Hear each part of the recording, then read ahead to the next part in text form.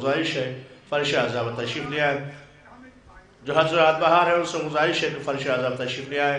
मजलिस का आगाज़ कलम रब्बानी से होने जा रहा है। सलवात पढ़े मोहम्मद व आले मोहम्मद पर।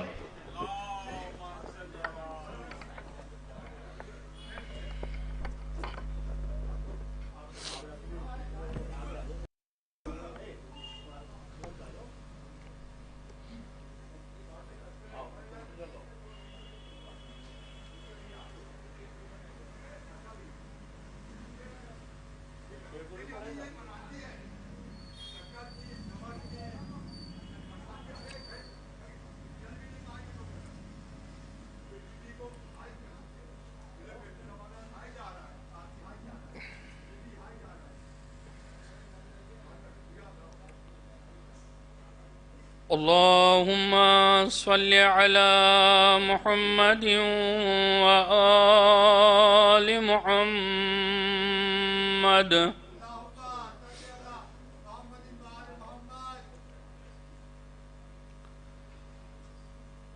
أعوذ بالله من الشيطان اللعين الرجيم.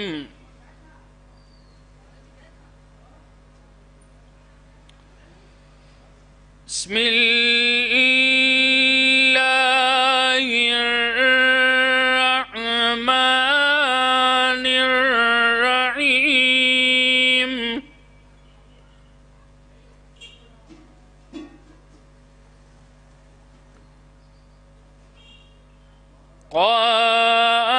قالوا ما أنتم إلا بشر مثلنا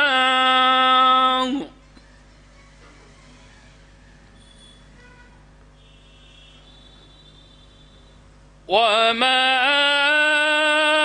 أنزل الرحمن من شيء إن أنتم إلا تكذبون.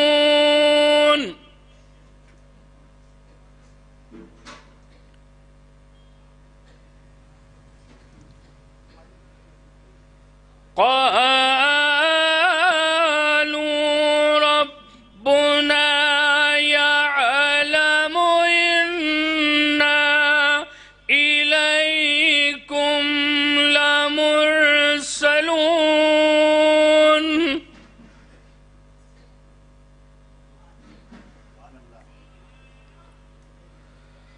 وما علينا إلا البلاغ المبين.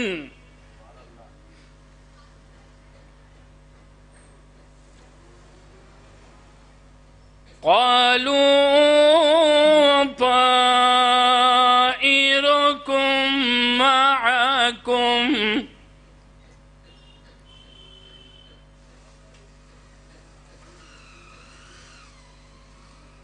لئن لم تنتهوا لنرجمنكم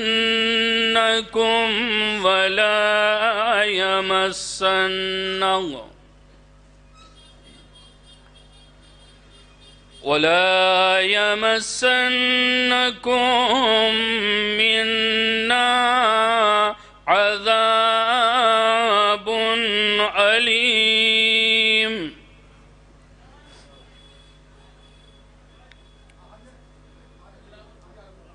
قالوا طائركم معكم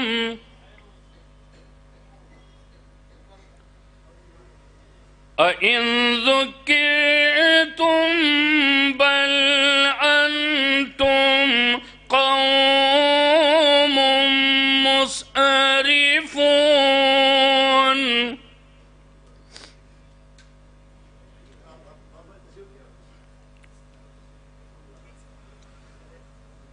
وجاء من أقصى المدينة رجل يسعى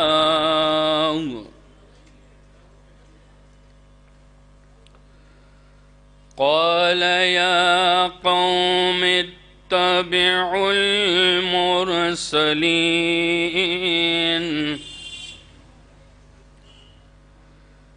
اتبع من لا يسألكم أجرا وهم مهتدون صدق الله العلي العظيم وصدق رسوله النبي الكريم اللهم صل على محمد وآل محمد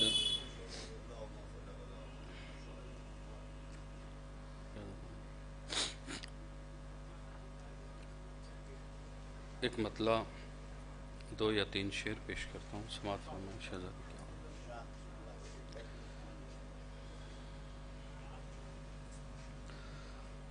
آئے ہیں سر در زہرا پہ جھکانے کے لیے آئے ہیں سر در زہرا پہ جھکانے کے لیے آئے ہیں سر در زہرا پہ جھکانے کے لیے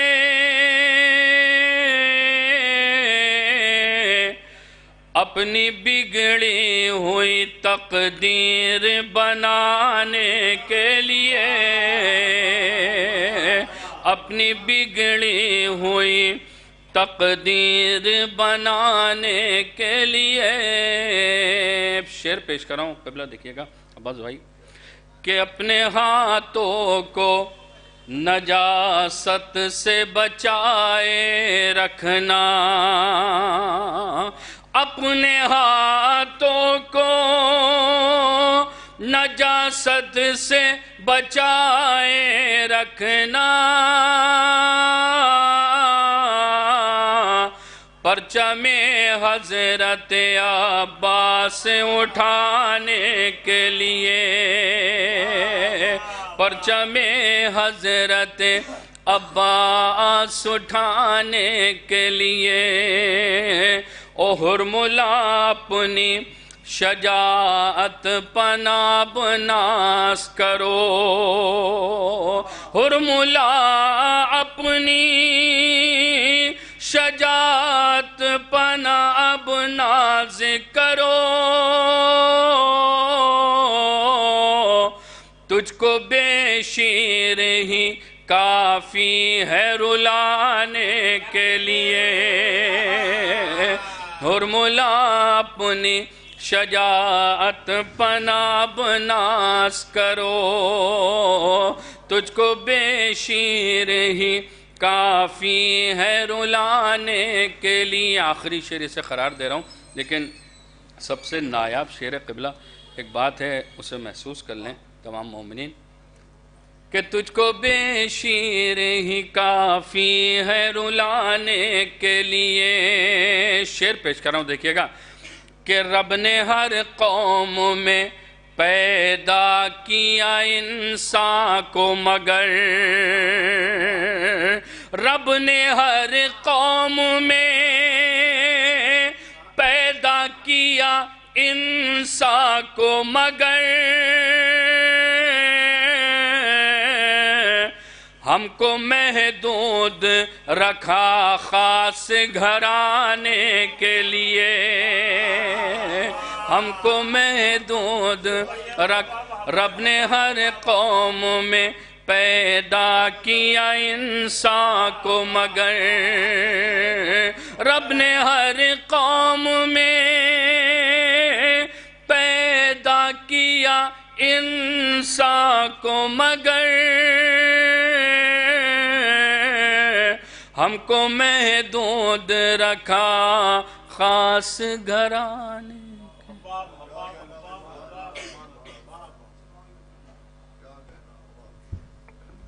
جو حضرات باہر ہیں ان سے گزارش ہے کہ فرشادہ تشریف لیا ہے. مجلس کا آغاز کلام ربانی سے ہو چکا ہے. آپ کے سامنے قاری غلیظ صاحب کلام ربانی کے فرائض کو انجام دے رہے تھے اور اچھے اشعار پڑھ رہے تھے. میں گزار ہوں جناب خوشنود مصطفیٰ صاحب کے بارگاہ میں آئے اور نذرانے عقیدت پیش کریں. جو حضرات باہر ہیں ان سے گزارش ہے کہ فرشادہ تشریف لیا ہے.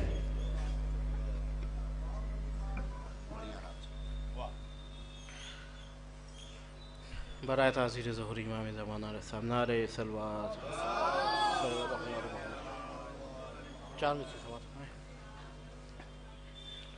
کہ نسلوں پا ہے ان کی تیرا احسان خدیجہ. نسلوں پا ہے ان کی تیرا احسان خدیجہ. دنیا میں ہیں جتنے بھی مسلمان خدیجہ. نسلوں پا ہے ان کی تیرا احسان خدیجہ. دنیا میں ہیں جتنے بھی مسلمان خدیجہ کہ زہرا سے عداوت کی سزا ایسی ملی ہے. زہرا سے عداوت کی سزا ایسی ملی ہے. او ہے گود جمل والی کی ویران خدیجہ. یا علی یا علی. ایک سلوات بھیج دیں آپ حضرات. اللہم صل علی محمد. ایک مطلب چاہیے آخر میں پیش کروں کہ مصروف جو ذکر غم سرور میں نہیں ہے. مصروف جو ذکر غم سرور میں نہیں ہے. ارے وہ شخص محبان پیمبر میں نہیں. وہ شخص محبان پیمبر میں نہیں ہے کہ سبتین ہیں زہرا ہیں علی اور نبی ہیں. سبتین ہیں زہرا ہیں علی اور نبی ہیں. او بس ان کے علاوہ کوئی چادر میں نہیں. بس ان کے علاوہ کوئی چادر میں نہیں ہے. بس ان کے ارے جھٹلاتے ہیں شبیر کی جو تشنا لبی کو. جھٹلاتے ہیں شبیر کی جو تشنا لبی کو. ارے کوثر کی ہوا ان کے مقدر میں نہیں. کوثر کی ہوا ان کے مقدر میں نہیں ہے. شفاعت کے حوالے سے شعر سماعت فرمائیں گے. دیکھیں نیّر بھائی کہ ایک ایک کو جنا لے گئیں شہزادیے کونین. ایک ایک کو جنا لے گئیں شہزادیے کونین. ارے اب کوئی عزادار بھی محشر میں نہیں. ایک ایک کو جنا لے گئیں شہزادیے کونین. اب کوئی عزادار بھی محشر میں نہیں ہے. ارے عباس کا کھینچا ہوا خط پار کرے وہ. عباس کا کھینچا ہوا خط پار کرے وہ. ارے اتنی تو سکت شام کے لشکر میں اتنی تو سکت شام کے لشکر میں نہیں ہے. آخری شعر و مقطع سماعت فرمائیں کہ کعبے میں تو جا سکتا ہے شبیر کا دشمن. کعبے میں تو جا سکتا ہے شبیر کا دشمن. او ہاں کرب و بلا اس کے مقدر میں نہیں ہے. کہ خوشنود یہ صدقہ ہے فقط مجلس شیع کا. خوشنود یہ صدقہ ہے فقط مجلس شیع کا. ارے ہے کون سی نعمت جو میرے گھر میں نہیں ہے. آپ کے سامنے خوشنود مصطفیٰ صاحب اچھے اشعار پڑھ رہے تھے، آپ سماعت فرما رہے تھے. ابھی ہمیں خود خبر ملی ہے کہ قبلہ کو اس کے بعد ایک مجلس اور پڑھنی ہے. میں بھی شعر پڑھنے کے میرا دل چاہ رہا تھا، مگر کسی شاعر خود میں نہیں پڑھوں گا تو شاعر کیا پڑھے گا. میں گزارش کر رہا ہوں خطیب انقلاب علی جناب مولانا عباس شاہ صاحب قبلہ وہ آئیں اور نہیں اب آپ پڑھ مجلس خطاب فرمائے. صلوات پڑھیں محمد و آل محمد پر.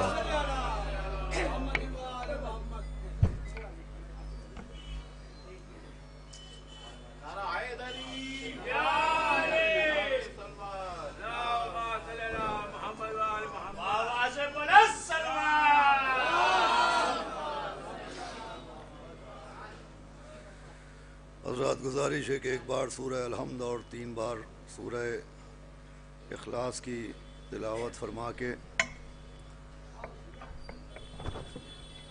مرحومہ نفیس بیگم صاحبہ بنت سید ساجد علی عابدی صاحب کی روح کو اصال ثواب کرنے ہو. بسم اللہ الرحمن الرحیم. الحمدللہ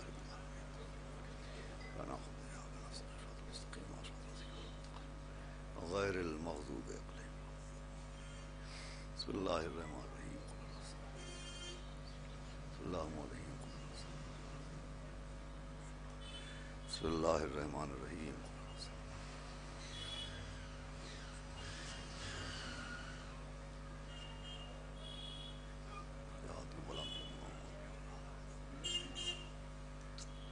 فاتحہ. بسم اللہ الرحمن الرحیم.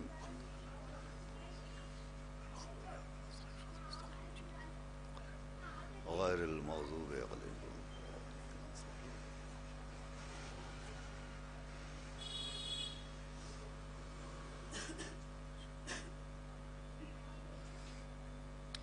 أعوذ بالله السميع العلي العظيم من الشيطان اللعين الرجيم بسم الله الرحمن الرحيم الحمد لله رب العالمين الصلاة والسلام على سيدنا ونبينا وشفيعنا وطبيب قلوبنا مولانا مقتدانا بالقاسم محمد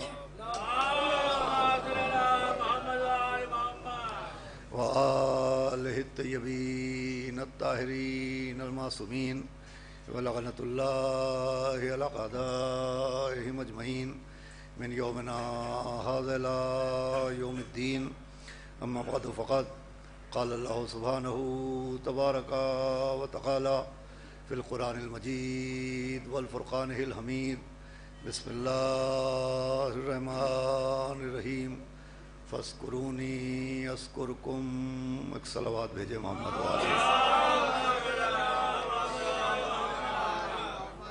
حضرات گرامی، جیسا کہ آپ کے علم میں یہ مجلس سالانہ مجلس ایک مومنہ نفیس بیگم صاحبہ کے اصال ثواب کے عنوان سے بھی منعقد ہوتی ہے، اور آج کی شب چونکہ شب شہادت ملکۃ العرب ام المومنین جناب خدیجہ الکبریٰ سلام اللہ علیہا، لہذا ان دونوں نسبتوں کو ذہن میں رکھتے ہوئے میں نے آپ کے سامنے قرآن مجید کی آیہ کریمہ کے جس ایک ابتدائی حصے کی تلاوت کرنے کا شرف حاصل کیا، اس میں خداوند عالم نے ان افراد سے جو مسلسل اللہ کے ذکر میں مشغول رہتے ہیں، مصروف رہتے ہیں، علیکم السلام، اور کسی بھی حالت میں اللہ کے ذکر کو ترک نہیں کرتے، ان سے ایک وعدہ فرمایا ہے کہ تم میرا ذکر کرو، میں تمہارا ذکر کروں گا، تم مجھے یاد رکھو، میں کسی بھی عالم میں تم کو فراموش نہیں کروں گا. دیکھیے، یہ وعدہ اور اس وعدے کے الفاظ جو بھی ہوں، لیکن وہ تمام تر وعدے جو اللہ نے صاحبان ایمان سے، متقین سے، مومنین سے، عابدین سے کیے ہیں، اگر آپ ان تمام وعدہ ہائے الہی بغور کیجئے تو ان تمام اللہ کی جانب سے کیے گئے وعدوں میں آپ کو ایک فلسفہ نظر آئے گا اور ایک پیغام نظر آئے گا، اور وہ پیغام یہ ہے کہ اللہ کی نظر میں جو اہمیت احکام شریعت کی ہوتی ہے، وہی اہمیت جذبہ شرافت کی ہوتی ہے. نگاہ قدرت میں اللہ جس نظر سے احکام شریعت پر عمل کرنے والے کو دیکھتا ہے، اسی نظر سے جذبہ شرافت کو رکھنے والے کو دیکھتا ہے. آپ اس کی دلیل پوچھیں تو پہلی دلیل تو یہ ہے کہ زیادہ تر احکام اسلامی، اعمال اسلامی ایسے ہیں کہ جن میں اسلام کی شرط ہے، ایمان کی شرط ہے، یعنی عمل کرنے والے کے لیے مسلم ہونا ضروری ہے، مومن ہونا ضروری ہے. مثال کے طور پر نماز پڑھنے کے لیے نماز پڑھنے والے کا مسلم ہونا ضروری ہے، روزے کے لیے روزہ رکھنے والے کا مسلم ہونا ضروری ہے، حج کے لیے حج کرنے والے کا مسلم ہونا ضروری ہے، زکوٰۃ کے لیے زکوٰۃ دینے والے کا مسلم ہونا ضروری ہے. زیادہ تر احکام اسلامی ایسے ہیں جس میں اس وقت تک شریعت اجازت نہیں دیتی جب تک عمل کرنے والا کلمہ اسلامی نہ پڑھ چکا ہو اور مسلم نہ ہو. یعنی زیادہ تر، بہت توجہ سنیے گا، احکام اسلامی میں مسلمان ہونے کی شرط ہے، مگر کچھ احکام اسلامی ایسے بھی ہیں کہ جس میں نہ مسلم ہونے کی شرط ہے اور نہ مومن ہونے کی شرط ہے. آپ پوچھیں کہ وہ کون سے احکام ہیں جس میں نہ اسلام کی شرط رکھی گئی، نہ ایمان کی شرط رکھی گئی، نہ مسلم ہونے کی شرط رکھی گئی، نہ مومن ہونے کی شرط رکھی گئی؟ تو دو حکم بہت وضاحت کے ساتھ ایسے ہیں کہ جس میں مسلم اور مومن ہونے کی شرط نہیں ہے. جس میں پہلا حکم ہے اطاعت والدین کا حکم، پہلا حکم ہے اطاعت والدین کا حکم، اور دوسرا حکم ہے امداد فقراء کا حکم. ایک صلوات بھیجیں تو میں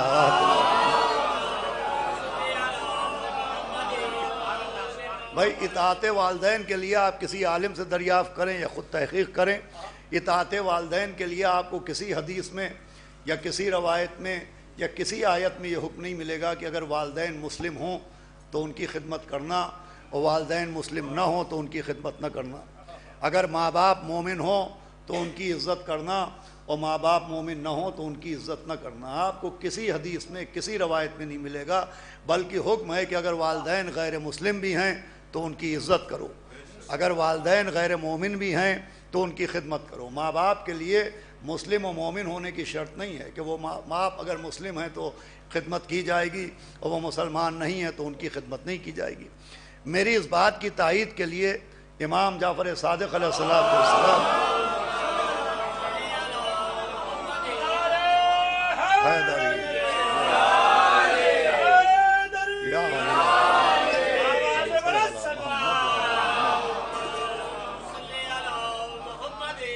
کہ حدیث بھی موجود ہے، اور وہ حدیث یہ ہے کہ ایک غیر مسلم عیسائی چھٹے امام علیہ السلام سے ملاقات کرنے مدینے آتا تھا۔ وہ تاجر تھا، تجارت کرنے کی غرض سے جب وہ مدینے آتا تھا تو اکثر چھٹے امام سے بھی ملاقات کرتا تھا، اور ان کی تعلیمات سے اور ان کے اخلاق سے اور ان کے کردار سے بہت زیادہ امپریس ہو گیا، متاثر ہو گیا۔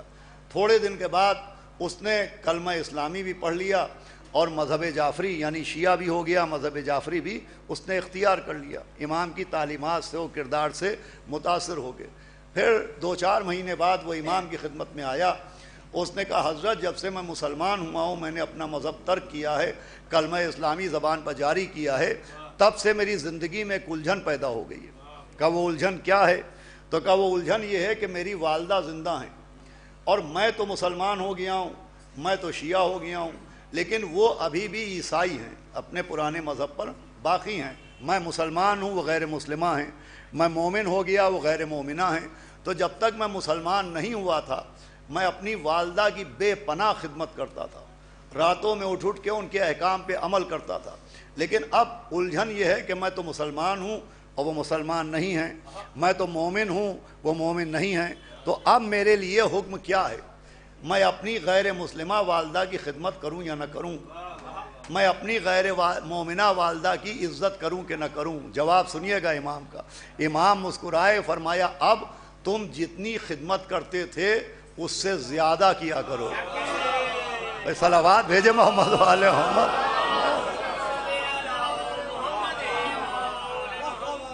فرمایا اب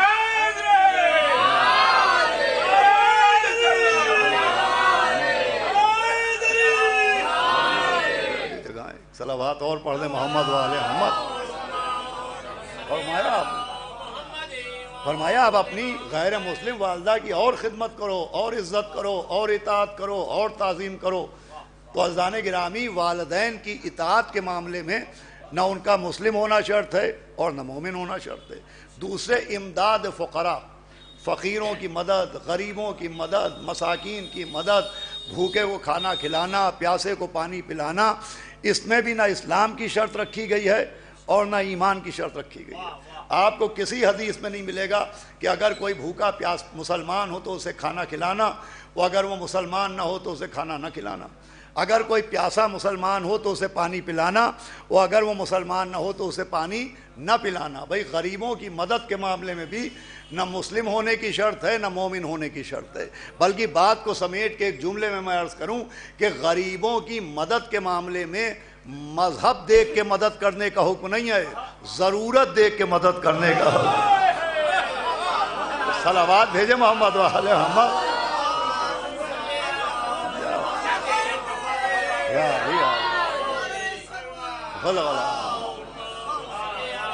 توجہ فرمائی آپ نے۔ بھائی غریبوں کی مدد کے لیے بھی مذہب دیکھ کے مدد کرنے کا حکم نہیں ہے کہ مذہب دیکھ کے مدد کرو، نہیں، ضرورت دیکھ کے مدد کرو۔ پیاسا ہے کوئی بھی ہو پانی پلاؤ، بھوکا ہے کوئی بھی ہو اسے کھانا کھلاؤ۔ تو یہ دو معاملے، اس میں نہ اسلام کی شرط ہے نہ ایمان کی شرط ہے، ایک والدین کی اطاعت اور ایک غریبوں کی مدد۔ نہ والدین کے لیے مسلم ہونے کی شرط ہے اور نہ فقراء کے لیے مسلم ہونے کی شرط ہے۔ نماز کے لیے نماز پڑھنے والے کا مسلمان ہونا ضروری، روزے کے لیے روزہ رکھنے والے کا مسلمان ہونا ضروری، حج کے لیے حج کرنے والے کا مسلمان ہونا ضروری، مگر اطاعت والدین میں والدین کا مسلمان ہونا ضروری نہیں ہے، فقیروں کا مسلمان ہونا ضروری نہیں ہے۔ آخر یہ کیوں ہے؟ تو عزیزو وجہ یہ ہے کہ نماز کا تعلق شریعت سے ہے، روزے کا تعلق، دیکھیں اگر آپ متوجہ ہیں تو بات رائے گا نہ جائے گی، روزے کا تعلق شریعت سے ہے، حج کا تعلق شریعت سے ہے، زکوٰۃ کا تعلق شریعت سے ہے، لیکن ماں باپ کی خدمت کا تعلق شرافت سے ہے۔ اور جو ہمارے یہاں والدین کی اطاعت کا تعلق جذبہ شرافت سے ہے، غریبوں کی مدد کا تعلق جذبہ شرافت سے ہے۔ بھئی یہ جذبہ شرافت اتنا اہم ہے کہ جب قمری سال کا آخری مہینہ آتا ہے جو ذی الحجہ کہلاتا ہے، جس میں قربانی ہوتی ہے، دمبوں کے گلوں پر چھری چلتی ہے، وہاں بھی یہی قانون نظر آتا ہے کہ دیکھو یہ جانور ہیں مگر بغیر پانی پلائے ان کے گلے پر چھری نہ چلانا، ان کی آنکھوں کے سامنے خنجر نہ لہرانا، ایک کے سامنے دوسرے کو ذبح نہ کرنا۔ یہ جو جانوروں تک کے لیے عزیزوں یہ قانون رکھے گئے، یہ قانون کیا پیغام دے رہے ہیں؟ یہ پیغام دے رہے ہیں کہ شریعت پہ عمل کرنا مگر دامن شرافت چھوڑ کے عمل نہ کرنا۔ بھائی صلوات بھیجے حمد و آل حمد۔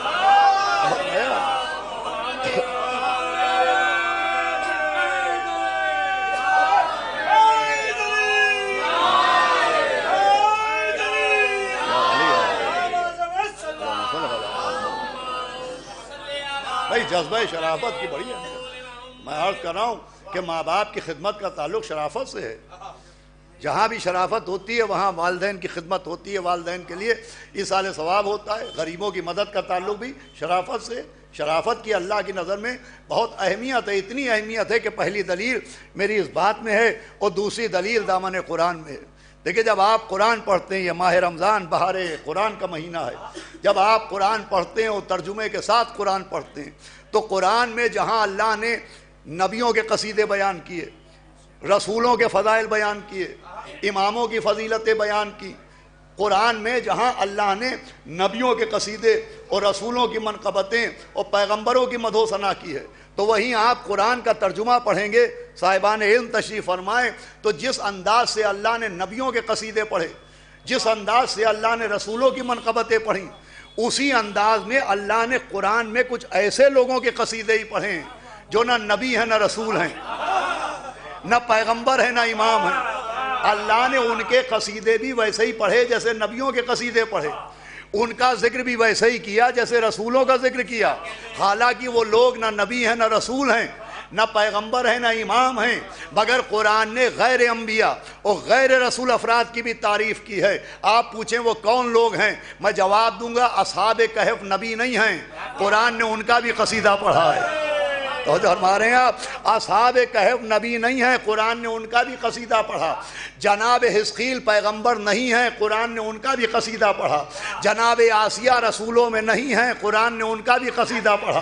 تو جو ہمارے یہاں حبیب نجار پیغمبر نہیں ہیں، قرآن نے ان کا بھی قصیدہ پڑھا۔ ارے 2 قدم آگے بڑھیے، جناب ابو طالب امام نہیں ہیں مگر قرآن نے ان کا بھی قصیدہ پڑھا۔ بی بی ختیجہ رسولوں میں نہیں ہیں مگر قرآن نے ان کا بھی قصیدہ پڑھا۔ صلوات بھیجے محمد و آل محمد۔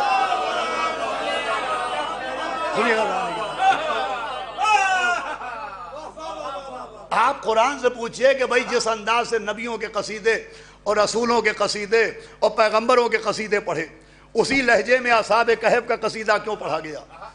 جناب آسیہ کی تعریف کیوں کی گئی؟ حبیب نجار کا تذکرہ کیوں کیا گیا؟ جناب حزقیل کی مدح کیوں کی گئی؟ جناب ابو طالب کا قصیدہ کیوں پڑھا گیا؟ بی بی ختیجہ کی منقبت کیوں سنائی گئی؟ تو قرآن آواز دے گا کہ سنو، ہم نے نبیوں کی تعریف نبوت کی بنیاد پر کی ہے، ہم نے رسولوں کی تعریف رسالت کی بنیاد پر کی ہے، مگر اصحاب کہف کی تعریف ان کی شرافت کی بنیاد پر کی ہے۔ ہم نے اصحاب کہف کی تعریف ان کی شرافت کی بنیاد پر کی ہے، بی بی آسیہ کی تعریف ان کی شرافت کی بنیاد پر کی ہے، جناب حزقیل کی تعریف ان کی شرافت کی بنیاد پر کی ہے، حبیب نجار کا قصیدہ ان کی شرافت کی بنیاد پر پڑھا ہے۔ اس کا مطلب اللہ اپنے بندوں میں صرف یہ نہیں دیکھتا کہ اس کے بندوں میں نبی کتنے ہیں، رسول کتنے ہیں، اللہ یہ بھی دیکھتا ہے اس کے بندوں میں شریف کتنے ہیں۔ اے صلوات بھیجے حمد و آل حمد۔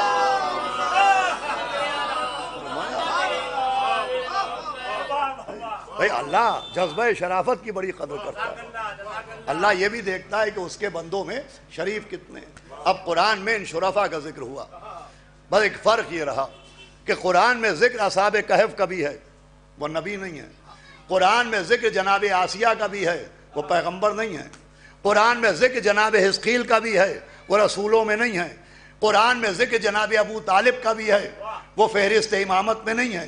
قرآن میں ذکر بی بی خدیجہ کا بھی ہے، توجہ چاہتا ہوں، وہ فہرست رسالت میں نہیں ہے۔ ان تمام شرفاء کا ذکر کیا، مگر ایک فرق کے ساتھ، وہ فرق یہ ہے کہ جب اللہ نے اصحاب کہف کا ذکر کیا تو اصحاب کہف کے عمل کو اصحاب کہف کا عمل کہا۔ بھئی میری بات پہنچ رہی ہے کہ نہیں؟ اصحاب کہف کے عمل کو اصحاب کہف کا عمل کہا، آسیہ کے عمل کو آسیہ کا عمل کہا، حزقیل کے عمل کو حزقیل کا عمل کہا، حبیب نجار کے عمل کو حبیب نجار کا عمل کہا۔ مگر جب جناب ابو طالب کا معاملہ آیا تو ان کے عمل کو ان کا عمل نہیں کہا، اپنا عمل کہا۔ بھائی جب بی بی خدیجہ کی منزل آئی تو ان کے عمل کو اللہ نے ان کا عمل نہیں کہا، اپنا عمل کہا۔ بھائی سارے شریفوں کے عمل ان کے عمل کہلائے، مگر ابو طالب و خدیجہ کا عمل اللہ کا عمل کہلایا۔ اب یہ بات اگر آپ نے سمجھ لی تو میری محنت سوارت ہو جائے گی۔ جو عمل اللہ کی رضا کے لیے کیا جائے اسے للہ کہتے ہیں۔ تشریف لے آئیں بھائی، جو عمل اللہ کی خوشنودگی کے لیے کیا جائے، اللہ کی رضا کے لیے کیا جائے، اسے للہ کہتے ہیں۔ یہ لفظ پہنچا، جو اللہ کی رضا کے لیے ادا کیا جائے اسے للہ کہتے ہیں، اور جو عمل اللہ کی طرف سے ہو اسے من اللہ کہتے ہیں۔ جو عمل اللہ کی طرف سے ہو اسے من اللہ کہتے ہیں۔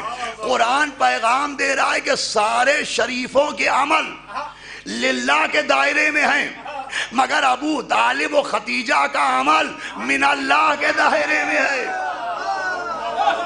ارے للہ والا ہونا اور ہے، من اللہ والا ہونا اور ہے، حزقیل ہونا اور ہے، جناب ابو طالب ہونا، مجھے کہنے دیجئے زوجہ ہونا اور ہے، خدیجہ ہونا۔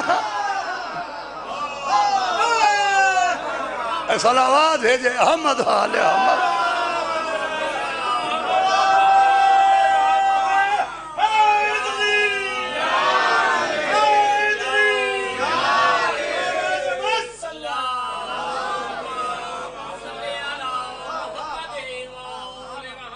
زوجہ ہونا اور ہے، خدیجہ ہونا اور۔ سارے شریفوں کے عمل للہ کے دائرے میں آتے ہیں، مگر بی بی خدیجہ اور جناب ابو طالب کا عمل للہ کے دائرے میں آتا ہے۔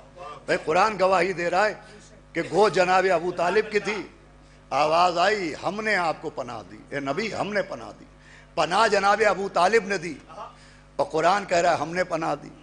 دولت بی بی خدیجہ کی تھی، اللہ کہہ رہا ہے ہم نے آپ کو مالدار بنا دیا۔ صلوات بھیجے محمد علیہ احمد۔ دیکھیں غور سے سنیے گا آپ، زیادہ زحمت نہیں ہے۔ جناب ابو طالب نے پناہ دی، اور یہ پناہ دینا، کسی کی اپنی حفاظت میں لے لینا، دشمنوں سے بچا لینا، پناہ دینا، شیلٹر دینا، یہ کوئی معمولی عمل نہیں ہے۔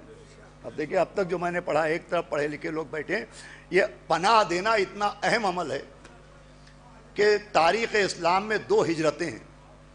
ایک ہجرت ہے مکے سے مدینے کی، جو ہجرت نبوی کہلاتی ہے۔ پیغمبر نے مکے سے مدینے کا سفر کیا، اس کو کہتے ہیں ہجرت نبوی۔ علیکم السلام، آپ حضرات تھوڑا آگے آ جائیں تو اچھا ہے۔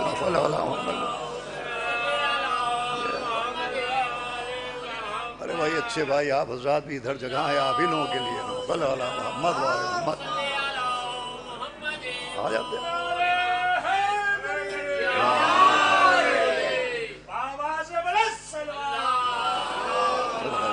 سنیے گا بھائی، 2 ہجرتیں، ایک ہجرت کہلاتی ہے، بچے ہی بیٹھے، ہجرت نبوی، یعنی پیغمبر نے جب مائگریٹ ہو کے اپنا وطن تبدیل کیا اور مکے سے مدینے آئے تو اس کو تاریخ میں کہتے ہیں ہجرت نبوی۔ اس ہجرت سے پہلے ایک اور ہجرت ہوئی ہے، جس ہجرت کو کہتے ہیں ہجرت حبشہ۔ وہ ہجرت حبشہ یہ ہے کہ جب مکے میں کلمہ پڑھنے والوں کی زندگی کا دامن تنگ ہوا، ان کا جینا دوبھر ہوا، تو پیغمبر کے حکم سے 70 مسلمان جناب جعفر طیار کی قیادت میں مائیگریٹ کر کے مکے سے افریقہ چلے گئے. اس کو کہتے ہیں ہجرت حبشہ. یہ دو ہجرتیں ہیں، ایک نبی کی ہجرت، ایک مسلمانوں کی ہجرت. ہجرتیں دو ہیں مگر ایک بات مشترک ہے. وہ بات مشترک یہ ہے کہ جب مسلمانوں نے ہجرت کی تب بھی سپر بن کے ابو طالب کا بیٹا سامنے آیا. جب پیغمبر نے ہجرت کی تب بھی سپر بن کے ابو طالب کا بیٹا نظر آیا. بھائی دونوں ہجرتوں میں یا تو جعفر طیار نظر آئے یا حیدر کرار نظر آئے.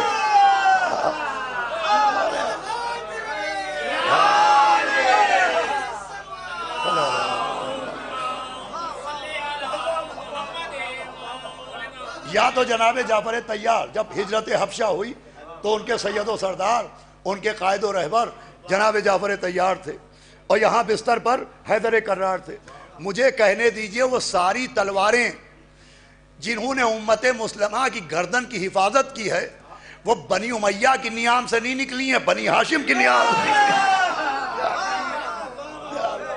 اب ادھر جناب جعفر طیار اور 70 کلمہ پڑھنے والے افریقہ پہنچے. وہاں کا جو رولر تھا، وہاں کا جو بادشاہ تھا، وہ تھا کرسچین، وہ تھا عیسائی. یہ گئے اور انہوں نے اس کے دربار میں اپنی اپلیکیشن پیش کی کہ ہمارے شہر میں ہماری زندگی دوبھر ہے، ہمارا جینا مشکل تھا، ہم تمہارے ملک میں آئیں، تم ہمیں پناہ دے دو. تو پیغمبر اسلام کے ان کلمہ پڑھنے والوں کو بادشاہ حبش نے پناہ دی. اب یہ کچھ دن چین سے رہے تھے کہ ابو سفیان کے لوگوں نے ان کو مکے میں ڈھونڈا کہ بھئی یہ 70-71 لوگ ایک ساتھ کہاں غائب ہو گئے. تو معلوم آئی یہ تو افریقہ میں ہیں. تو ابو سفیان کے لوگ افریقہ پہنچے اور ڈھونڈتے ہوئے بادشاہ حبش کے پاس گئے. اس بادشاہ سے کہا کہ تمہارے یہاں ہمارے 70 لوگ آئے ہیں اور معاذ اللہ مکے میں ایک نوجوان ہے جو اپنی نبوت کا اعلان کر رہا ہے اور اس نے ان لوگوں کو معاذ اللہ خاگم بدہان نقل کفر نباشت گمراہ کر دیا ہے. تم ان کو ہمارے حوالے کرو، ہم انہیں مکے لے جائیں. تو جب ابو سفیان کے لوگوں نے بادشاہ حبش سے یہ کہا تو بادشاہ حبش نے کہا ہم ان کو ایسے تمہارے حوالے کیسے کر دیں، ہم ان سے بھی پوچھیں گے کہ یہ کیا کہتے ہیں، جس کو میں اپنے لفظوں میں کہتا ہوں کہ میں ان کا پکش بھی جانوں گا. دیکھیں بادشاہ حبش مسلمان نہیں تھا، وہ شریعت اسلامی پر نہیں چلتا تھا مگر جذبہ شرافت رکھتا تھا. توجہ سنیے گا، وہ رکھتا تھا جذبہ شرافت. اس نے بلایا مسلمانوں کو، جناب جعفر طیار ان کے نمائندے بن کے آئے اور کہا بھئی یہ تمہارے شہر کے لوگ ایسا ایسا ایسا کہہ رہے ہیں، تم کیا کہہ رہے ہو؟ تو جناب جعفر طیار نے پیغمبر اسلام کا تعارف فرمایا اور پھر کہا کہ وہ پیغمبر اسلام دعوی نبوت نہیں کر رہے ہیں، وہ من اللہ نبی ہیں، وہ سید المرسلین ہیں، وہ خاتم النبیین ہیں، وہ رحمت للعالمین ہیں، وہ صاحب طٰہٰ و یاسین ہیں. اور ان پر ایک کتاب نازل ہوئی ہے جس کا نام ہے قرآن. تو جیسے ہی کتاب کا نام سنا تو بادشاہ حبش نے کہا، پوری توجہ سنیے گا، کہ اگر قرآن سے تمہیں کچھ یاد ہو تو سناؤ. تو اس وقت تک جتنا قرآن نازل ہو چکا تھا وہ سب جناب جعفر طیار کے ذہن میں محفوظ تھا. مگر ذہانت دیکھیے، علی کا خون دیکھیے. بھائی ان کی رگوں میں بھی وہی لہو ہے جو مولا علی کے رگوں میں تھا. یہ جملہ انشاءاللہ اگر ذہن میں بیٹھ گیا تو اگلا جملہ رہے گا نہ جائے گا. بھائی اس نے کہا کہ قرآن سے کچھ سناؤ. تو جناب جعفر طیار کو یاد تھا بہت سا قرآن، مگر چونکہ سننے والا وہ تھا جو حضرت عیسیٰ کا پیرو تھا تو جناب عیسیٰ نے آیتیں بھی وہی سنائیں جو جناب عیسیٰ کی شان میں نازل ہوئی ہیں. جناب جعفر طیار نے آیتیں بھی وہی سنائیں جو جناب عیسیٰ کی والدہ جناب مریم کی شان میں اور جناب عیسیٰ کی شان میں نازل ہوئی ہیں. ابھی میں نے کہا کہ ان کی رگوں میں بھی وہی علی کا خون ہے اور مولا علی نے کہا ہے کہ لوگوں سے ان کی عقلوں کے مطابق گفتگو کرو. خلاوات بھیجے حمد والے حمد. میں دیکھتا ہوں یہ جملہ آپ کیسے سنتے ہیں. مولا علی کی حدیث ہے کہ لوگوں سے ان کی عقلوں کے اعتبار سے بات کرو، جس میں جتنی کیپیسٹی ہے اسے اتنا بتاؤ. جس میں جتنی صلاحیت ہے اسے اتنا پہنچاؤ۔ اب یہ اہل بیت کے فضائل ہیں عزیزوں، یہ جو آل محمد کے فضائل بیان کیے گئے ہیں، یہ بھی آل محمد کے فضائل اہل بیت کی عظمت کے مطابق بیان نہیں کیے گئے، ہماری عقلوں کے مطابق۔ صلوات بھیجے احمد وآل احمد۔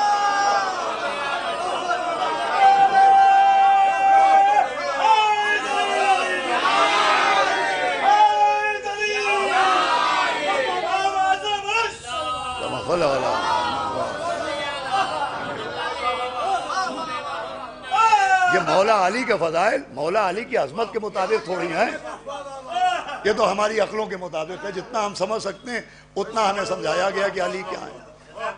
تب جناب عیسیٰ کے لیے اور جناب مریم کے لیے جو آیتیں تھیں وہ جناب جعفر طیار نے سنائی۔ کبھی وہ قرآن جو ہمارے رسول پہ نازل ہوا ہے، وہ قرآن بی بی مریم کے لیے کہہ رہا ہے کہ بسم اللہ الرحمن الرحیم وَإِذْ قَالَتِ الْمَلَائِكَةُ يَا مَرْيَمُ إِنَّ اللَّهَ اصْطَفَاكِ وَطَهَّرَكِ وَاصْطَفَاكِ عَلَى النِّسَاءِ الْعَالَمِينَ۔ وہ قرآن جناب عیسیٰ کے لیے کہہ رہا ہے کہ جب جناب عیسیٰ بی بی مریم کی گود میں آئے تو انہوں نے فرمایا انی عبداللہ آتانی الکتاب وجعلنی نبیہ۔ عیسیٰ نے کہا اوصانی بالصلاۃ والزکوٰۃ، میں اللہ کا بندہ ہوں، میں کتاب لے کے آیا ہوں، اللہ نے مجھے نبی بنا کے بھیجا ہے، مجھے نماز و زکوٰۃ کی ترویج و تبلیغ کے لیے بھیجا ہے۔ اب سنیے گا عزیزان گرامی پوری گفتگو کا نچوڑ۔ اب تاریخ یہ بتاتی ہے کہ جیسے جیسے جناب جعفر طیار آیتیں سناتے جا رہے تھے، ویسے ویسے بادشاہ حبش کی آنکھوں میں آنسو آتے جا رہے تھے۔ بھئی یہ تاریخ سنا رہا ہوں میں آپ کو، جیسے جیسے جناب جعفر طیار آیتیں سنا رہے تھے، بادشاہ حبش کی آنکھوں میں آنسو آ رہے تھے۔ اب قرآن کا یہ معجزہ بھی دیکھیے کہ آنسو نکل رہے تھے افریقہ میں، اور قرآن بیٹھے بیٹھے دیکھ رہا تھا مکے سے۔ توجہ فرمائیے گا، بھائی قرآن مکے سے بیٹھے بیٹھے بادشاہ حبش کے ان آنسوؤں کو دیکھ رہا تھا۔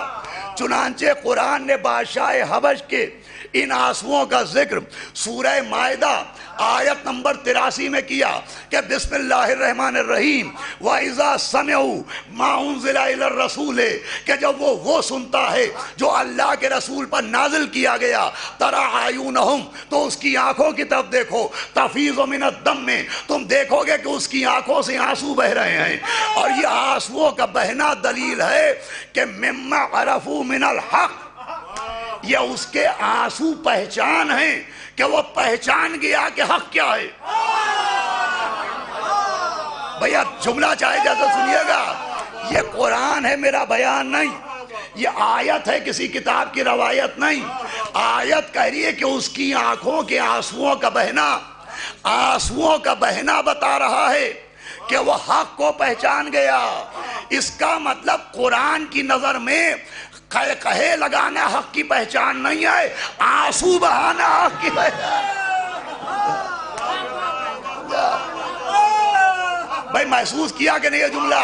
بھائی قرآن کی نظر میں ہنسنا حق کی پہچان نہیں ہے، رونا حق کی پہچان ہے۔ اب محرم آتے ہی دیکھ لیجئے گا کہ ہنس کون رہا ہے، فرش پر رو کون رہا ہے۔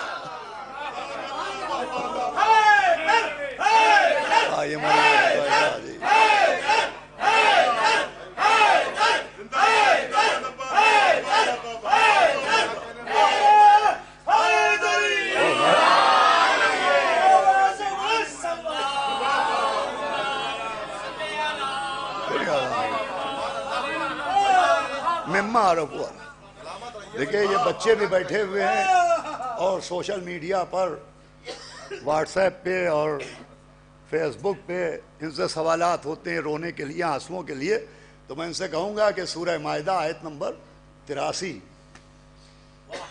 بسم اللہ الرحمن الرحیم وَإِذَا سَمِعُوا مَا أُنزِلَ عَلَى الرَّسُولِ، جب وہ سنتا ہے جو اللہ کے رسول پر نازل ہوا، تب تَرَىٰ أَعْيُنَهُمْ، اس کی آنکھوں کی طرف دیکھو، تَفِيضُ مِنَ الدَّمِ، تم دیکھو گے کہ اس کی آنکھوں سے آنسو بہہ رہے ہیں، مِمَّا عَرَفُوا مِنَ الْحَقِّ، اور یہ آنسوؤں کا بہنا بتا رہا ہے کہ وہ حق کو پہچان گیا ہے۔ قرآن تو رونے کو حق کی پہچان بتا رہا ہے، آپ مبارکباد دے رہے ہیں بھائی پہلی محرم آتی ہے مبارکباد دی جاتی ہے، قرآن نے یہ ذکر کیا۔ آپ دیکھیں بس نچوڑ گفتگو کا اپنی منزل تک پہنچتا ہوں۔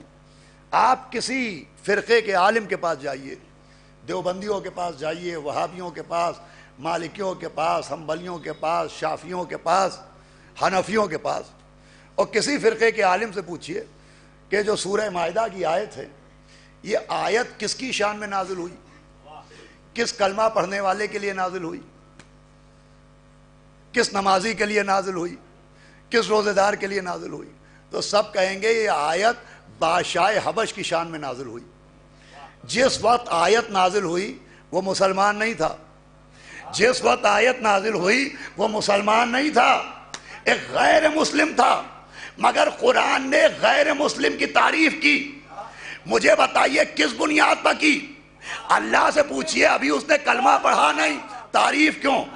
شریعت اسلامی پر چلا نہیں، تعریف کیوں؟ آواز آئے گی نادان، ہم نے بادشاہ حبش کی تعریف شریعت کی وجہ سے نہیں کی ہے، اس کی شرافت کی وجہ سے کی ہے۔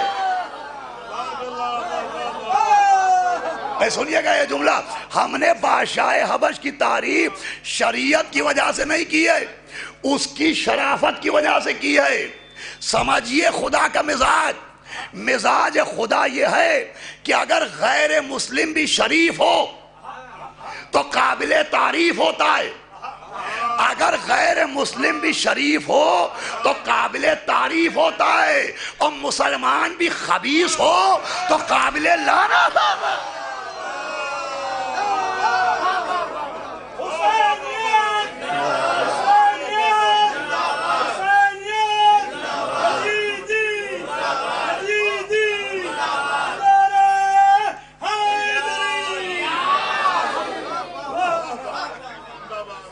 دیکھئے بڑا جملہ میں نے کہا، یہ مسلمان والا قرآن نہیں ہے، اہل بیت والے قرآن سے سمجھیے۔ اگر غیر مسلم بھی شریف ہوتا ہے تو اللہ شرافت کا انعام دیتا ہے، اور مسلمان بھی خبیث ہو تو قابل لعنت بن جاتا ہے۔ بادشاہ حبش کی تعریف اس کی شرافت کی بنیاد پر ہوئی ہے۔ اب اگر افطار کا وزن آپ کے ذہن پر نہ ہوگا اور آپ خمار سے باہر آ گئے ہوں گے تو یہ جملہ رائے گا نہ جائے گا۔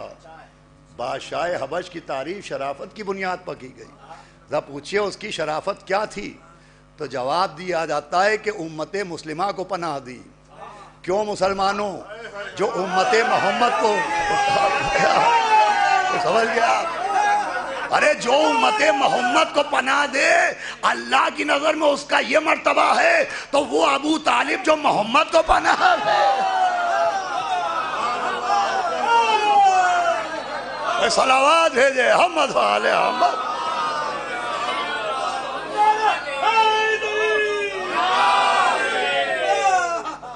اور ہمارا آپ نے شرافت کی بڑی قدر ہے اللہ کی نظر میں۔ بھائی ماشاءاللہ علماء کرام بیٹھے ہوئے ہیں، ہمارے مولانا زہید صاحب ہیں، مولانا آصف قدیری صاحب ہیں، ولی صاحب ہیں، اور ہمارے آصف صاحب ہیں، بہت سے مستقبل کے مولانا بھی ہیں۔ صلوات بھیجے محمد والے محمد۔ تو سنیں اذان گرامی، بات رائے گا نہ جائے گا۔ شرافت کی بڑی اہمیت ہوتی ہے، جذبہ شرافت کی اتنی اہمیت ہے کہ ایک بہت نیک بادشاہ گزرا تھا، نوشیروان، اور وہ اتنا نیک تھا کہ اس کا ایک ٹائٹل ہے، اس کا خالی نام نہیں لیا جاتا ہے، کہا جاتا ہے نوشیروان عادل۔ وہ اتنا شریف آدمی تھا کہ اس کے ساتھ ٹائٹل تھا عادل۔ وہ اپنی رعایا پر بڑا مہربان تھا، اور مظلوموں کا بڑا حامی تھا، اور انصاف کا بڑا قائل تھا۔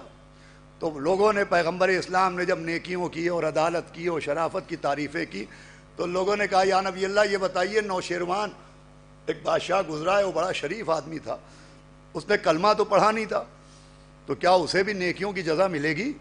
وہ تو بڑا شریف آدمی تھا، اس کا کیا ہوگا؟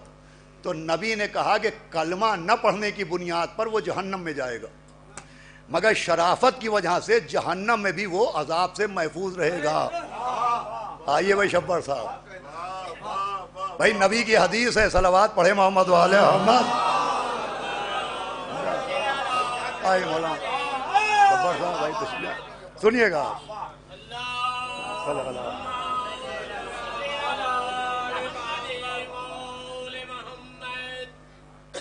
نبی نے فرمایا وہ جہنم میں جائے گا لیکن شرافت کی وجہ سے وہ جہنم کے عذاب سے بچ جائے گا. کہ کیسے؟ تو نبی نے کہا اللہ اس کی نیکیوں اور شرافت کے بدلے میں ایک ایسا پنکھا دے دے گا کہ وہ جہنم میں وہ پنکھا جلتا رہے گا اور جہنم کی آگ اسے جلائے گی نہیں. اب یہ جملہ چاہے یہاں سمجھے چاہے گھر جا کے سمجھے، اس کا مطلب شریف آدمی جہنم بھی جائے تو جلے گا نہیں، اور خبیث نبی کے پہلو میں بھی آئے تو بچے گا نہیں.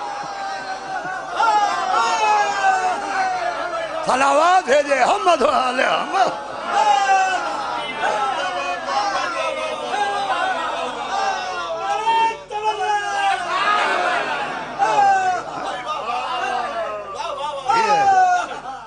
اور پھر میں نے عرض کیا تھا قرآن صاحبان شرافت کا قصیدہ پڑھ رہا ہے اور ان میں جناب ابو طالب من اللہ کے دائرے میں ہے، بی بی ختیجہ من اللہ کے دائرے میں. 5 منٹ بات نامکمل رہ جائے گی اگر بی بی ختیجہ کا ذکر نہ ہوا ہے تو ان کی شب ہے. اور کل انشاءاللہ مولانا رحمت حسین نقوی صاحب اور آصف نقوی صاحب کی جانب سے کربلائے مہدی گنج میں ٹھیک 8:30 بجے بڑی قدیم مجلس ہے، 24 برس ہو گئے ہیں، بلکہ پہلی مجلس ہے جناب خطیب کبریٰ سلام اللہ علیہ کے سلسلے کی جو قائم ہے وہ منعقد ہوگی آپ حضرات سے، اس میں بھی کثیر تعداد میں شرکت گزارش ہے، اس کو ہی مجھے کو پڑھنا ہے.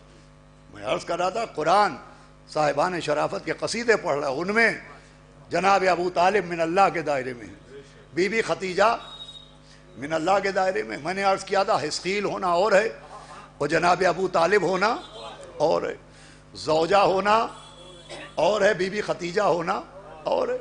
اب زوجیت کے قصیدے پڑھے جاتے ہیں. بھئی زوجیت کی معراج کیا ہے؟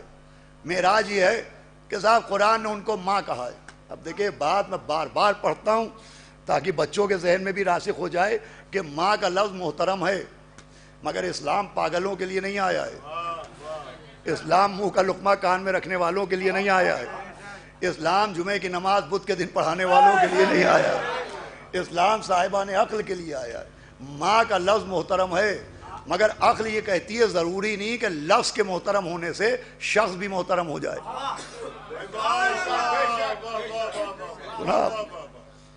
تو ماں کہا ہے، چلیے ماں کہا ہے، ماں کہا ہے، ماں کہا ہے. ہماری زبان ہے اردو، ہماری زبان کے دامن میں زیادہ گنجائش نہیں ہے.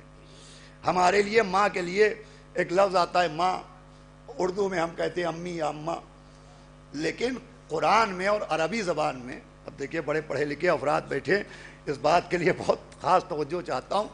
2 لفظ آتے ہیں ماں کے لیے.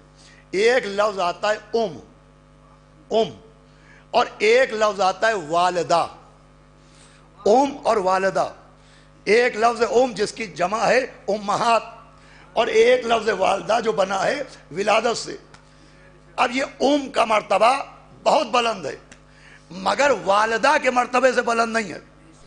اس کی دلیل یہ ہے کہ یہ جو لفظ امہات ہے تو یہ ماں کے لیے بھی استعمال ہوتا ہے، یہ لفظ خالہ کے لیے بھی استعمال ہوتا ہے، یہ لفظ پھوپھی کے لیے بھی استعمال ہوتا ہے، یہ لفظ دادیوں اور نانیوں کے لیے بھی استعمال ہوتا ہے.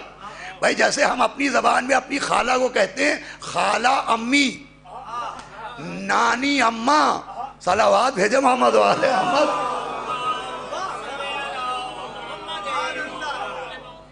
ایک اس سے بلند صلوات پڑھے محمد. بہت حیاتی بات ہے. مجھے ایک مجلس اور بھی پڑھنا ہے، بس آخری منزل ہے لیکن آپ کی خاص توجہ چاہتا ہوں. لفظ امہات لفظ کی جمع ہے. پڑھے لکھے لوگ بیٹھے خالہ کو بھی کہہ سکتے ہیں، پھوپھی کو بھی کہہ سکتے ہیں، نانی اور دادی یہ سب امہات کے دائرے میں آتی ہیں. لیکن لفظ والدہ، یہ والدہ کا لفظ پڑھے لکھے آدمیوں کی بات میں کر رہا ہوں، جاہلوں کے لیے تو آزادی آزادی ہے. کوئی پڑھا لکھا آدمی اپنی خالہ کو والدہ نہیں کہے گا، اپنی پھوپھی کو والدہ نہیں کہے گا، اپنی دادی کو بھی والدہ نہیں کہے گا، اپنی نانی کو بھی والدہ نہیں کہے گا. والدہ وہی خاتون کہلاتی ہے جو ذریعہ ولادت بنی ہو. والدہ وہی خاتون کہلائے گی جو ذریعہ ولادت بنی ہو، جس کے شکم میں ہم 9 مہینے رہے ہوں، جس کے شکم میں ہم 9 مہینے رہے ہوں، جس نے ہم کو جنم دیا ہو، جو ہمارے لیے ذریعہ ولادت بنی ہو، والدہ صرف اسی کو کہیں گے۔ بھائی کا لفظ خالہوں کے لیے، دادیوں کے لیے، نانیوں کے لیے، پھوپھیوں کے لیے بھی آئے گا، لیکن لفظ والدہ کس کے لیے آئے گا؟ جس نے ہمیں جنم دیا، جس نے ہمیں پیدا کیا، جس کے شکم سے ہم برآمد ہوئے، جس نے اپنے شکم کے گہوارے میں 9 مہینے کھلایا، جس نے اپنی رگوں کا لہو پلایا، وہی کہلائے گی والدہ۔ امہات ہونا اور ہے، والدہ ہونا اور ہے۔ ہم اپنی زبان میں کہتے ہیں کہ ماں کی یہ اہمیت، عزت ماں کے لیے، جنت ماں کے لیے، احترام ماں کے لیے، مگر آپ قرآن سے پوچھئے قرآن کیا کہہ رہا ہے؟ قرآن جو یہ ماں کے فضائل بیان کر رہا ہے تو لفظ کے ساتھ نہیں، قرآن کہہ رہا ہے بالوالدین احسانا۔ بھائی پڑھے لکھے لوگ ہیں کہ نہیں؟ بھائی قرآن کہہ رہا ہے بالوالدین احسانا، اپنے والدین کے لیے احسان کرنا، والدین کے ساتھ۔ بھائی قرآن جو حکم دے رہا ہے تو احسان والدہ کے لیے، عزت والدہ کے لیے، خدمت والدہ کے لیے، احترام والدہ کے لیے۔ اس کا مطلب جو مرتبہ والدہ کا ہے وہ کا نہیں ہے، جو مرتبہ والدہ کا ہے وہ کا نہیں ہے۔ اب دنیا نبی کے گھر میں جھانک کے دیکھے کہ امہات تو بہت تھی، خدیجہ کے علاوہ والدہ کا۔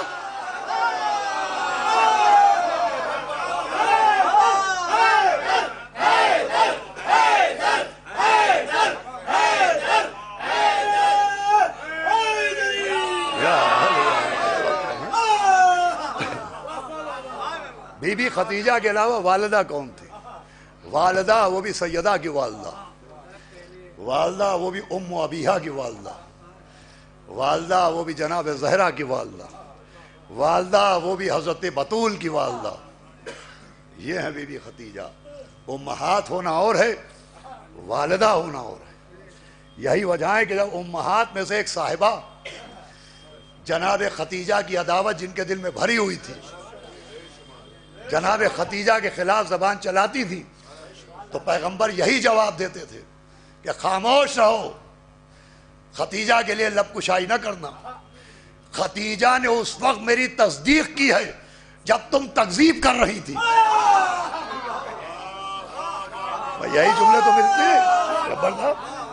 فرمایا خدیجہ نے اس وقت میری تصدیق کی ہے جب تمہارے آدمی تکذیب کر رہے تھے، اور کہا خدیجہ ہی کے ذریعے مجھے مال بھی ملا ہے، خدیجہ ہی کے ذریعے مجھے آل بھی ملی ہے۔ یہ ہے اذان گرامی۔ بس میں نے مناسب سمجھا کہ آج کی شب بہت غم کی شب ہے۔ ایسا غم ہے بی بی خدیجہ کہ دنیا سے جانے کا غم کہ 1 2 4 5 10 دن کی بات نہیں ہے۔ علماء بیٹھے پورا سال، جس سال جناب خدیجہ سلام اللہ علیہا کہ ان پر اللہ کا سلام ہو۔ آپ کو معلوم ہے اس لقب کے پیچھے کیا ہے کہ جب پیغمبر معراج سے واپس آئے اور جبریل انہیں پہنچانے آئے اور پیغمبر اپنے بیت الشرف کی طرف چلے تو جبریل نے کہا کہ حضرت اللہ کی طرف سے اور میری طرف سے خدیجہ کو سلام کہہ دیجیے گا۔ وہ ہے بی بی خدیجہ۔ تو جب بی بی خدیجہ اور جناب ابو طالب کچھ مہینوں کے فاصلے ہی سے دنیا سے گئے تھے تو اس سال کا نام پیغمبر نے رکھا تھا عام الحزن۔ یہ لفظ عام جو ہے، آپ عامی اور عام پڑھتے ہیں عربی زبان میں، تو عام کہتے ہیں سال کو، ایئر کو۔ اس زمانے میں اگر کسی سال کوئی بہت بڑا واقعہ ہوتا تھا تو پورے سال کو اس واقعے سے منسوب کر دیا جاتا تھا۔ چنانچہ جس سال ابرہہ ہاتھیوں کو لے کے آیا تو اس سال کا نام تھا عام الفیل، یعنی ہاتھیوں والا سال۔ ویسے جس سال بی بی خدیجہ دنیا سے گئیں، جناب ابو طالب دنیا سے گئے، تو پیغمبر نے اس کا نام رکھا تھا عام الحزن، یعنی گریے کا سال۔ پورے سال پیغمبر اسلام آنسو بہاتے رہے، اور خالی پیغمبر گریہ نہیں فرماتے تھے، ایک 5 برس کی بچی بھی اپنی ماں کو روتی جس کا نام جناب زہرا تھا۔ بے ماں کی بچی، اور پھر پیغمبر کے لیے ایسی معین و مددگار بنی کہ پیغمبر نے ان کو ام ابیہا کا لقب دیا کہ اپنے باپ کی ماں. اللہ اکبر، کیا مرتبہ ہے بی بی خدیجہ کا کہ خود دنیا سے چلی گئیں مگر سیدہ کی شکل میں نبی کا ایک محافظ چھوڑ کے گئی، سیدہ کی شکل میں نبی کا ایک مددگار چھوڑ کے گئی. 5 برس کی بی بی سیدہ روتی تھی. بہرحال پیغمبر اسلام جیسا باپ موجود تھا، وہ بی بی سیدہ کو سینے سے لگا کے تسلی دیتا تھا. میں کہوں گا بی بی بڑے غم کی بات ہے، خدیجہ جیسی والدہ دنیا سے چلی گئیں، لیکن کم سے کم بابا تو موجود ہے جو سینے سے لگا کے آپ کو تسکین دے رہا ہے. مجھے ایک 4 برس کی بیٹی یاد آتی ہے کہ جسے کربلا میں کوئی تسکین نہیں دے رہا ہے، کوئی تماچے مار رہا ہے، کوئی کانوں سے گوشوارے چھین رہا ہے. دیکھیں بچیاں، اگر آپ تاریخ میں کم سن دختران اور چھوٹی بچیوں کے واقعات پڑھیں تو بڑے عجیب واقعات ملتے ہیں. ایک تو جناب خدیجہ کے بعد بی بی سیدہ 5 برس کی مکے میں ہیں، پیغمبر ان کو سینے سے لگا کے تسکین دے رہے ہیں. اور پھر جب فتح مکہ ہوئی ہے، اسی ماہ رمضان میں پیغمبر فتح مکہ کے لیے نکلے تھے اور مکے پہنچے تھے. نہیں، اس سے پہلے کی بات ہے، بلکہ جب صلح حدیبیہ ہوئی تھی تو اس وقت جناب حمزہ کی ایک بیٹی تھی جو مکے میں رہ گئی تھی. تو جب پیغمبر، وہ عمرہ قضا کہلاتا ہے تاریخ میں، فتح مکہ سے پہلے عمرہ قضا کر کے واپس لوٹ رہے تھے تو پیچھے سے ایک بچی کی آواز آئی، چچا جان. تو دیکھا جناب حمزہ کی بیٹی کھڑی ہوئی پکار رہی. پیغمبر کی آنکھوں میں آنسو آئے، آواز دی، جاؤ علی، حمزہ کی بیٹی کو اپنے ساتھ لاؤ، انہیں مدینے لے چلے. مولا علی نے بی بی فاطمہ سے کہا. بی بی فاطمہ آگے بڑھیں اور جناب حمزہ کی چھوٹی سی بچی کو مکے سے مدینے لے گئی. پھر مجھے ایک بچی یاد آئی جو زندان کے دروازے کے سلاخیں پکڑے ہوئے کہتی تھی، وہ بھی اماں یہ پرندے گھر جاتے ہیں، سکینہ کب گھر جائے گی. میں کہوں گا یا نبی اللہ، ارے حمزہ کی بیٹی کو مکے سے مدینے پہنچا دیا گیا مگر حسین کی یتیم. آپ کی آوازیں بلند، ایک بات، آپ کی آوازیں بلند ہیں. انشاءاللہ ابھی سعید بھائی باغ مکہ کیا مجلس ہے، وہاں بھی مصائب ہوں گے اور کل باقاعدہ تفصیل کے ساتھ، اب تو وقت نہیں رہا. وہاں بھی اللہ مرحومہ کے نفیس بیگم صاحبہ کے درجات بلند کرے، بی بی خدیجہ کے صدقے میں ان کے فرزندوں کو، ببلو صاحب کو، عباس صاحب کو، تمام اہل خانوادوں کو توفیق صبر عطا فرمائے. یہ ماہ رمضان ہے. روایت بتاتی ہے کہ مولا علی ماہ رمضان میں منبر پر بیٹھے ہوئے خطبہ دے رہے تھے. سنیے گا انشاءاللہ. بات تو ایسی نہیں ہے کہ جس میں بہت مصائب کے ذکر ہوں، لیکن میں آپ کے دل تک اگر اس بات کو پہنچا سکا تو آپ کو جب یاد آئے گا آپ روئیے گا. مولا علی خطبہ دے رہے تھے، اتنے میں آپ کی آنکھوں سے آنسو بہنے لگے. تو نیچے سے ساتھیوں نے، چاہنے والوں نے کہا آقا آپ رو رہے ہیں. دیکھیں خطبے میں کوئی روتا تھوڑی ہے، یہ علماء بیٹھے جمعے کا خطبہ دیتے ہیں، لیکن کوئی خطبہ دیتے میں روتا تھوڑی ہے. تو لوگوں کو حیرت ہوئی، کہا یا علی آپ رو رہے ہیں؟ فرمایا ہاں میں رو رہا ہوں. کہا یا علی کیوں رو رہے ہیں؟ کہا ابھی مجھے خبر ملی ہے کہ معاویہ کے لشکر نے یہودیوں کے گاؤں پر حملہ کیا ہے اور اسلامی قانون کے مطابق ان کی جان و مال محفوظ ہے. کہا یا علی اس میں رونے کی کیا بات ہے؟ کہا رونے کی یہ بات ہے کہ ان گاؤں والوں کے ہاں ایک 4 سال کی بچی بھی ہے جس کے پیروں سے معاویہ کے لشکریوں نے پائل اتار لی ہے. میں یہ سن کے رو رہا ہوں کہ ایک چھوٹی سی بچی کے پیروں سے پائل اتار لی گئی. میں کہوں گا اے میرے مہربان مولا، اے بیواؤں کے آسرے، اے یتیموں کے سہارے، اے زخمیوں کے زخم پر مرہم رکھنے والے، اے میرے مولا، ارے غیر کی بیٹی کے پیر سے پائل اتار لی گئی. آپ کے دل کا یہ عالم ہو گیا. ارے جب کربلا میں سکینہ کی بالیاں چھینی جا رہی ہوں گی، جب ننھی سی بچی کے تماچے مارے جا رہے ہوں گے، ارے جب اونٹ کی پشت پر باندھا جا رہا ہوگا، جب زندان شام میں سکینہ کے تماچے لگائے جا رہے ہوں گے، اے یا علی آپ کے دل پر کیا گزر رہی ہوگی؟ سکینہ فریاد کر رہی ہوگی دادا. ارے غیروں کی بیٹیوں پر آپ کا یہ عالم ہوا، ارے آپ کی حسین کی یتیمہ.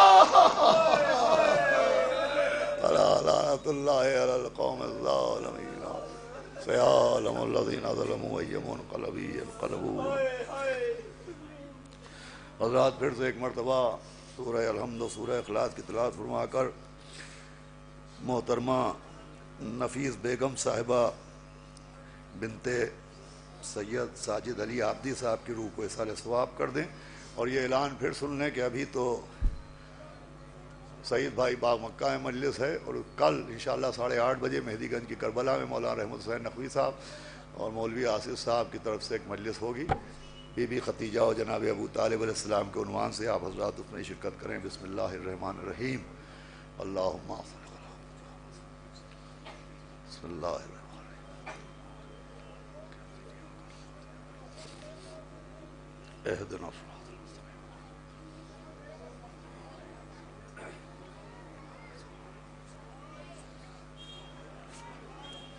ولم یولد ولم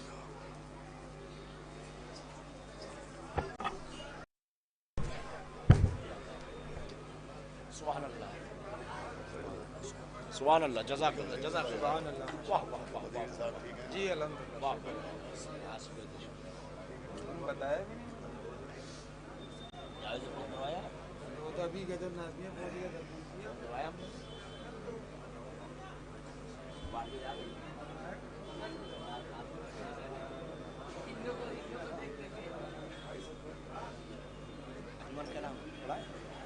آئے مظلوم حسینم آئے مظلوم حسین آئے مظلوم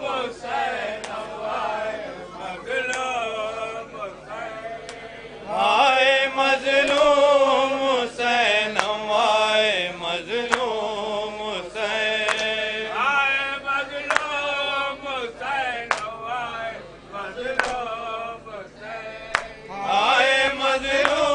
حسینم آئے مظلوم حسین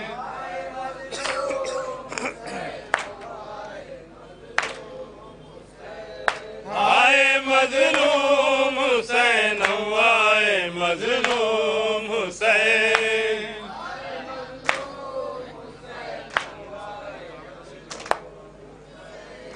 آئے مظلوم حسین آئے مظلوم حسین آئے مظلوم حسین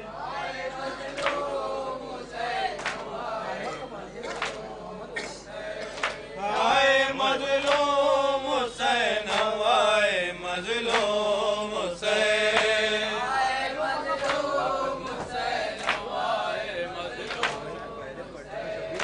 آئے مظلوم حسین آئے مظلوم حسین آئے مظلوم آئے مظلوم حسین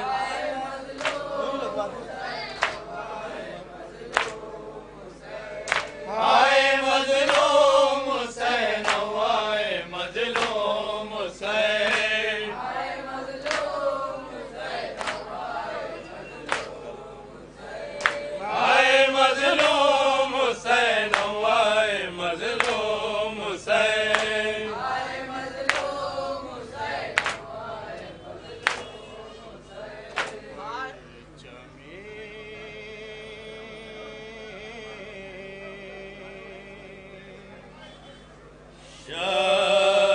شبیر لہراتے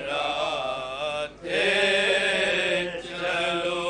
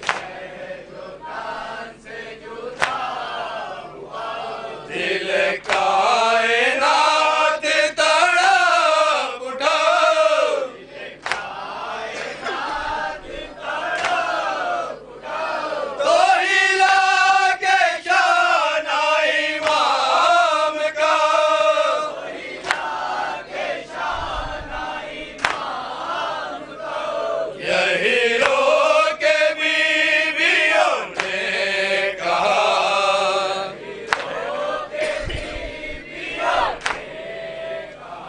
जरा देखो कैसी है ये सदा, قتل الحسین بکربلا ذبح الحسین بکربلا.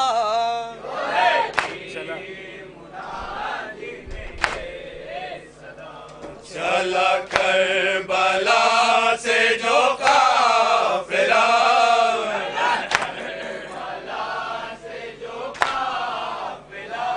کھلے سر تھے آل شہ خدا،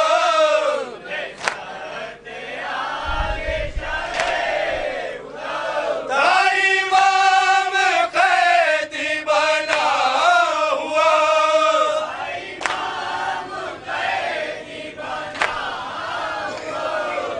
اسیر بیویاں بے خطا،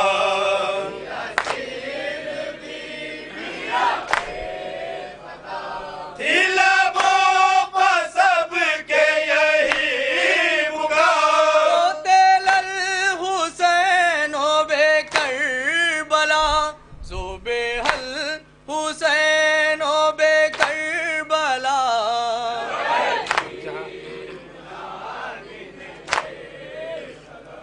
جہاں اہل بیت ذرا رکے،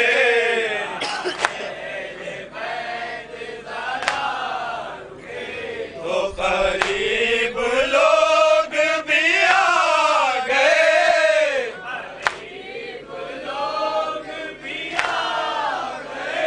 جو کسی نے پوچھا امام سے،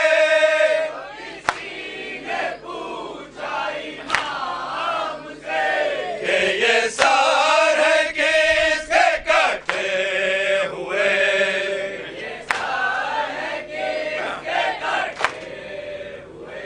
تو جھکا کے سر کو یہ کہہ دیا، قتل الحسین بکربلا ذبح الحسین بکربلا.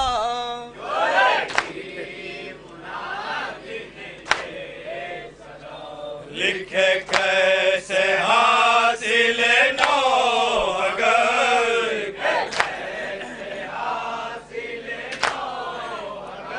چلتے حلق حسین پر،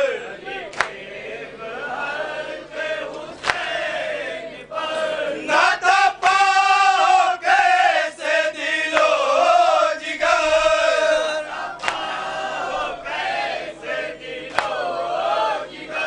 ہوئے قاتل جب شہ پیروار،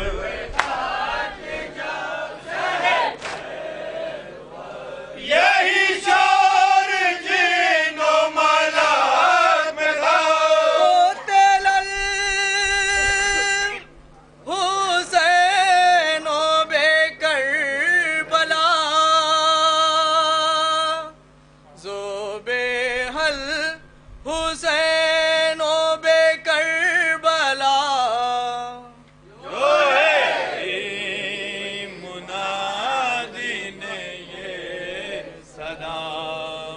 السلام علیکم یا ابا عبداللہ وعلى أرواح التي حلت بفنائك، عليك مني جميع سلام الله يبدا ما بخيت وبخي الليل والنهار، ولا جعله الله الآخر اللحد مني لزيارتكم. السلام على الحسين وعلى